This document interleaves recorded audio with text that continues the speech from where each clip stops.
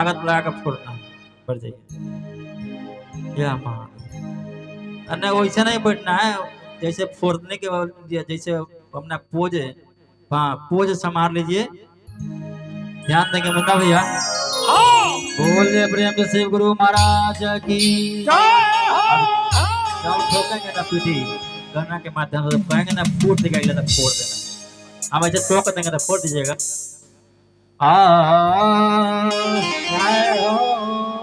ऊपर से नारियल गिर गईले ये हो। और रमेश भैया कहाँ ध्यान पाओ, चलिए भाई। ऊपर से नारियल गिर गईले, हाय हाय ऊपर से नारियल गिर गईले, हमर शिव गुरु के नारियल फूट गईले, हमर शिव गुरु के नारियल हाय हाय फूट गईले ठीक भइले, हाय हाय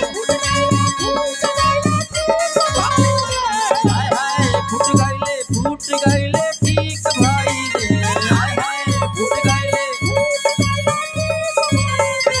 हमर भोला बौरा हवा खुश भइले, हमर भोला बौरा हवा खुश भइले, हमर भोला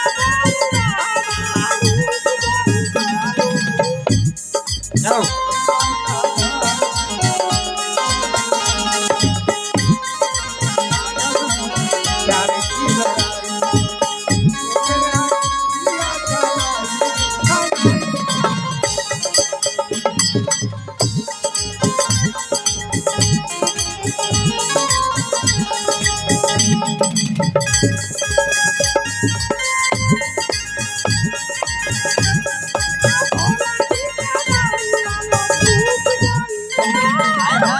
ऊपर से लोर हवा गिर गईले, हाय हाय ऊपर से लोर हवा गिर गईले, हाय हाय ऊपर से लोर हवा गिर गईले, हाय हाय ऊपर से लोर हवा गिर गईले, हमर भोला जी के नारियल फूट गईले, हमर भोला जी के नारियल फूट गईले, शिव गुरु के नारियल फूट गईले, हमर हाय हाय फूट गईले फाट गईले ठीक भइले, हाय हाय फूट गईले, हाय हाय फूट गईले फाट गईले ठीक भइले, हाय हाय फूट गईले हमर भोला बौरा हवा खुश भइले, हमर भोला बौरा हवा खुश भइले, हमर भोला बौरा हवा खुश भइले, हमर भोला बौरा हवा खुश भइले।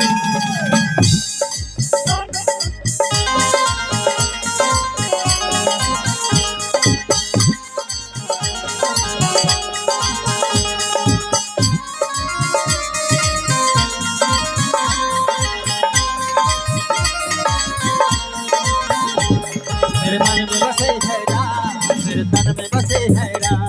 मेरे मन में बसे है राम, मेरे तन में बसे है राम। हाथ चीर के हनुमान ने बढ़ा दिया श्री राम, मेरे मन में बसे है राम, मेरे तन में बसे है राम, मेरे तन में बसे है राम।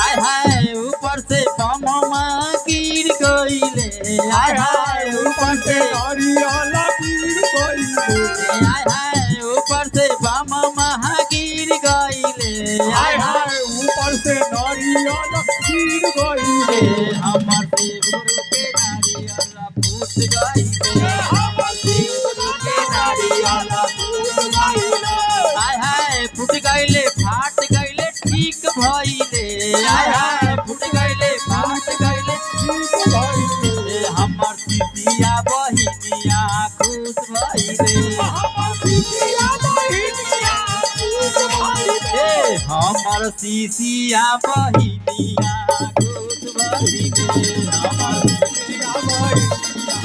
भूत भइले हमार बेटिया बहिनिया भूत भइले हमार बिटिया भाई